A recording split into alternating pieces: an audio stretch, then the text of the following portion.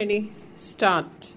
Sir, I beg to move that the bill to provide for the establishment of educational tribunals for effective and expeditious adjudication of disputes involving teachers and other employees of higher educational institutions and other stakeholders, including students, universities, institutions, and statutory regulatory authorities, and for matters connected therewith or incidental thereto, as passed by Lok Sabha, be taken into consideration. Mr. Chairman, sir, in the foreseeable future, we are going to see enormous expansion in the education sector, and the reason for that is quite simple.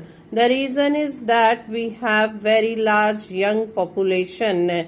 About 220 million children go to school, but the number of children who reach university is only 12%.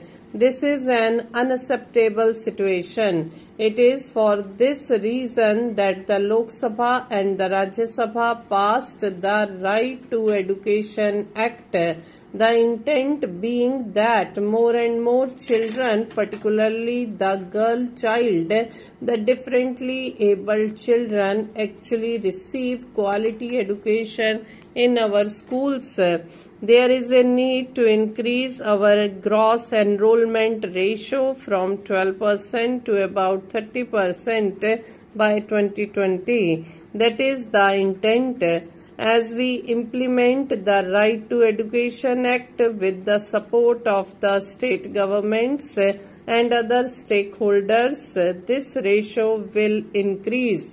With the increase of this ratio, there will be a larger number of children going to the university system and a larger number of children moving towards vocational education.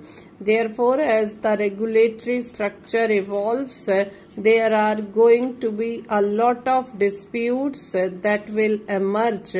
We believe in that context that time has come for us to move away from the normal court system and set up tribunals at the state level and at the national level to deal with all those disputes.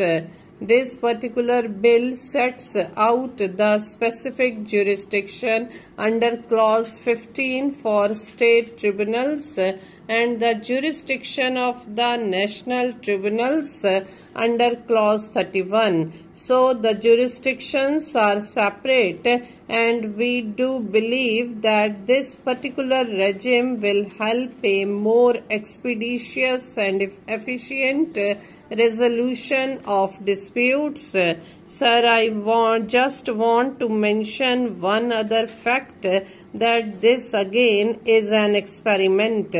Maybe the work of the tribunal will expand and we may have to evolve the legislation to meet the needs of tomorrow.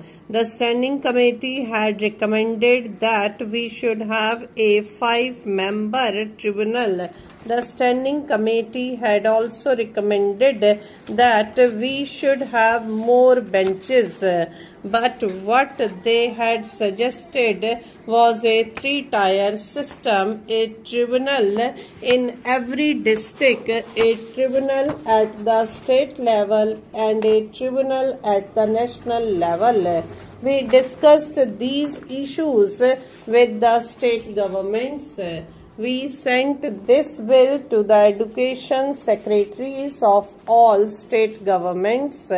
We had discussions with them and we called them even to Delhi. In the course of those discussions, they said that it is not appropriate for them to set up tribunals in every district, as it is a very expensive proposition. It is with those suggestions in mind that we have decided not to set up tribunals at the district level and to set up tribunals at the state level. But the recommendation of the standing committee will be certainly taken into account by us as we move forward and as and when we feel that it is necessary for us to enlarge the tribunals, like having 5-member tribunal or have more number of tribunals. We are not averse to that. We will swiftly move forward in that direction as and when the need becomes necessary. The other thing I wish to say is this is the first piece of legislation which is connected with 3 other bills that are now pending before the standing committee. We have the Educational Malpractices Bill, under which come the disputes involving malpractices of institutions, which we see every day morning in abundance through newspaper advertisements. Those malpractices will also go to this tribunal. In addition to that, disputes with regulatory authorities, disputes of affiliation, disputes involving students, teachers, etc. will go to these tribunals as well.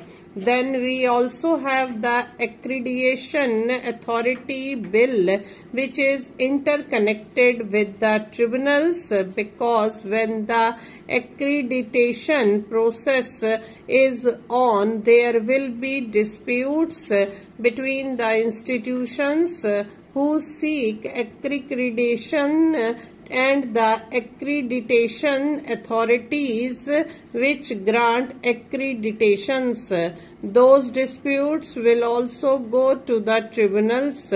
Then we also have the Foreign Education Providers Bill.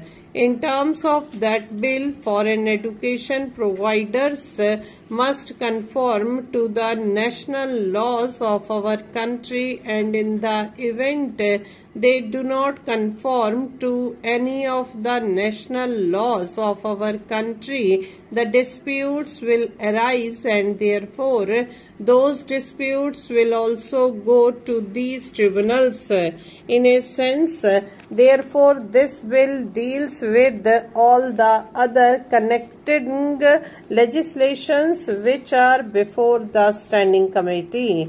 I hope as and when the recommendations of the standing committee come, we will be able to deal with them.